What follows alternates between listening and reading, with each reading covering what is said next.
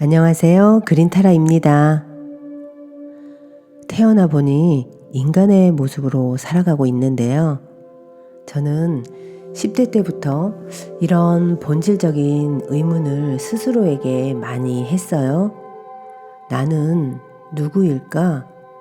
어디에서 와서 어디로 가는 걸까? 왜 원치 않은 일들이 내 앞에 펼쳐지는 걸까? 당연히 제 또래와 가족들과도 소통이 어려웠죠. 저는 더 답답함이 커져갔어요. 그리고 그럴 때마다 절에 갔어요. 오대산 월정사 가보셨나요? 저는 삶에 대한 의문과 원망심이 넘칠 때는요, 부처님께 따지고 싶은 마음으로 절을 다녔는데요. 지금 생각해보면 절을 다닌 게 참 잘한 선택이었어요. 다른 선택지도 많았는데 말이죠.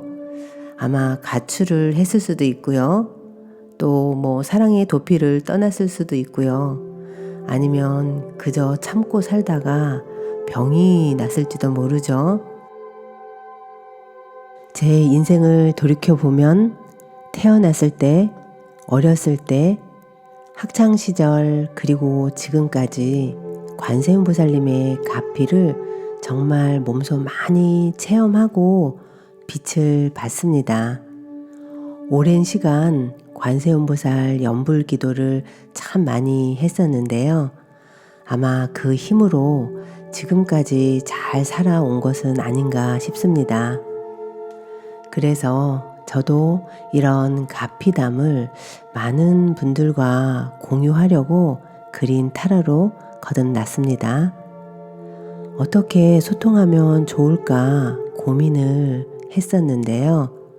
마침 이미령 선생님의 책인 고맙습니다 관세음보살이라는 책을 읽으면서 이거다 싶었습니다. 이미령 선생님 너무너무 감사합니다. 덕분에 책을 통해 저의 경험담도 이야기하려고 하는데요. 우리 구독자 여러분들도 이 책은 꼭 소장하셔서 힘들 때 비타민처럼 에너지 받으시기를 바랍니다. 이 세상을 살아가다 보면 환호성보다는 한숨이 더 자주 쉬어집니다. 분명히 제게도 좋은 일이 있었을 것입니다. 그런데 좋은 일은 기억이 분명하지 않습니다. 가슴 속에는 슬펐던 일, 억울했던 일, 아팠던 일이 더 또렷하게 새겨져 있습니다. 뉴스를 보면 정말 이 세상에는 슬픈 일이 너무나 많습니다.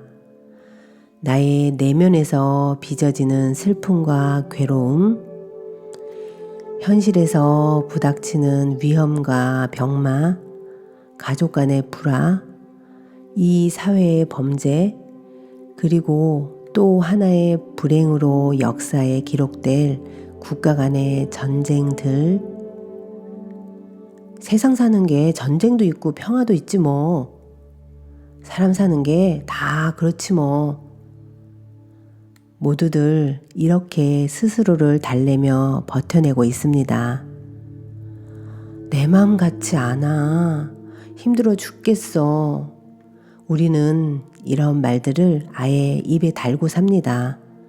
그만큼 우리의 삶에는 힘든 일이 참 많습니다. 일단 태어난 존재는 끊임없이 죽음의 두려움에 시달립니다. 병만은 우리를 노리고 만남조차 이별을 항상 안고 있습니다. 나의 성공은 또 다른 이의 좌절을 의미합니다. 태어난 이상 겪을 수밖에 없는 괴로움. 부처님도 이 세계와 중생을 거듭 살펴보시다가 마침내 덧없고 괴로우니 그것은 진실한 나라고 할 수 없다며 땅땅땅 결론을 내렸지 않았습니까? 하지만 이런 괴로움만큼이나 분명한 사실이 또 하나 있습니다. 우리는 그런 괴로운 상태를 벗어나고 싶어 한다는 것입니다. 어느 누구도 괴롭고 슬픈 상태를 지속하려 하지 않습니다. 여러분도 저도 괴로움을 싫어합니다. 그 괴로움이 어떤 이유에서 빚어졌든 그리고 괴로움의 정도가 어떠하든지 우리는 무조건 벗어나고 싶어 하는 것이 생명 있는 자들의 본능입니다. 즐거운 것은 좋고 괴로운 것은 싫다는 것이 우리들 인간의 당연한 생각입니다. 삶은 좋아하면서 죽음을 꺼리는 어리석은 인간을 따끔하게 일깨워주는 우화를 들려드릴게요. 옛날에 삶, 생명, 환희, 영혼을 상징하는 아름다운 공덕천이라는 사람이 살았습니다. 공덕천이 문을 두드리자 집주인은 반색하며 맞이했습니다. 하지만 그 뒤를 이어 죽음, 슬픔, 고통을 상징하는 추악한 모습의 흑암천이 집안을 기웃거렸습니다. 이 상황을 지켜보던 집주인이 호통을 쳤습니다. 아니, 누가 너를 들어오라고 했느냐? 썩 꺼져라. 그러자 아름다운 공덕천이 집주인에게 말했습니다. 들여보내 주십시오. 흑암천은 내 동생입니다. 우리 집에는 아름다운 너만 들어올 수 있다. 하지만 나와 내 동생은 어디든 항상 함께 다니는 자매랍니다. 집주인은 어떻게 했을까요? 그는 주저하지 않고 이렇게 말했습니다. 그래? 그럼 너도 내 집에서 나가거라. 했다고 합니다. 집주인처럼 우리도 단호했으면 좋겠지만 어리석은 인간은 이 집주인과는 달리 아름다운 공덕천에 너무나 미련이 남아서 끝내 흑암천까지 집안으로 들인다는 것이 문제입니다. 공덕천과 흑암천이 동전의 양면처럼 손바닥과 손등처럼 뗄래야 뗄 수 없는 항상 함께 존재한다는 것이 세상살이의 이치인데 우리는 쉽게 받아들이지 못하고 있습니다. 공덕천이 잠시 내 눈앞에서 아름다운 춤을 추면 넋을 잃고 빠져들었다가 흑암천이 재채기라도 한번 하면 절망의 나락으로 떨어지고 맙니다. 하지만 어쩌겠습니까? 우린 중생이니까요. 우리가 부처님처럼 지혜롭다면 온갖 즐거움이나 괴로움에 조금도 휘둘리지 않을 자신이 있을 것입니다. 그러나 애석하게도 우리에게는 아직 지혜가 모습을 드러내지 못했습니다. 지혜는커녕 욕심과 분노와 어리석음만이 대글대글 온 몸과 마음을 지배하고 있습니다. 그러면서 우리는 불행해지는 것은 싫다고 합니다. 아, 이런 모순덩어리가 또 있을까요? 관세음보살 보문품은 바로 이런 모순투성이의 중생이 지푸라기라도 잡는 심정으로 읽어가는 부처님의 말씀입니다. 에잇, 이깟 세상살이 하면서 속절없이 털어버리고 출가하여 용맹정진할 용기도 없고 수행하면 될 줄 머릿속으로는 알고 있으면서도 게을러서 그리하지 못하는 우리와 같은 사람이 읽는 말씀입니다. 보문품은 위험에 처했을 때 읽어도 좋지만 미리미리 읽어두면 더 좋은 경입니다.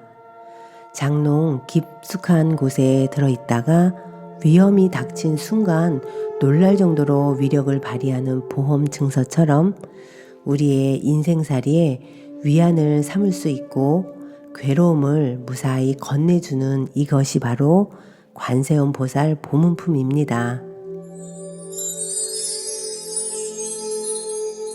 저는 행복과 환희의 공덕천과 불행과 절망의 흑암천이 자매라는 사실을 뒤늦게 깨달았어요.